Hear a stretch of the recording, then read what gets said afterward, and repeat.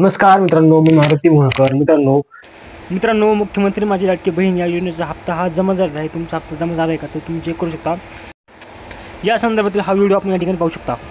महिला दिनाचं औचित्य साधून फेब्रुवारी आणि मार्च महिन्याचा जो एकत्रित हप्ता आहे 3000 इतक्या सन्मान निधीचा हा आज आपण महिलांच्या थेट खात्यामध्ये वितरित करत आहोत। साधारणपणे 2,52,00,000 इतक्या महिलांना आपण हा लाभ आज आम्ही डीबीटीच्या माध्यमातून आम्ही वितरित करत आहोत। आणि साधारणपणे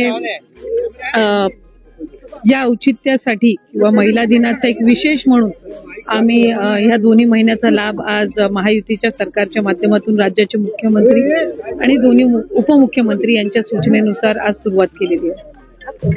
काही आज खरं तर महिला दिन आहे आणि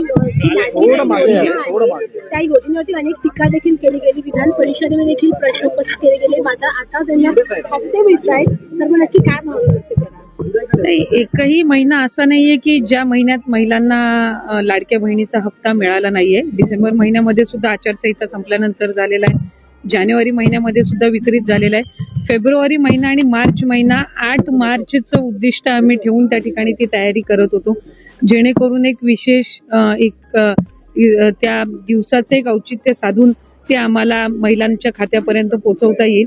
त्याच्यामुळे टीका तर या योजनेवर सुरुवातीपासून होतच आलेली आहे आणि त्या टीकेकडे फार लक्ष न देता महिलांच्या आयुष्यामध्ये सकारात्मक बदल करण्याच्या दृष्टिकोनातून ही योजना आम्ही यशस्वीरित्या राबवण्याकडे जास्ती लक्ष देत आहोत।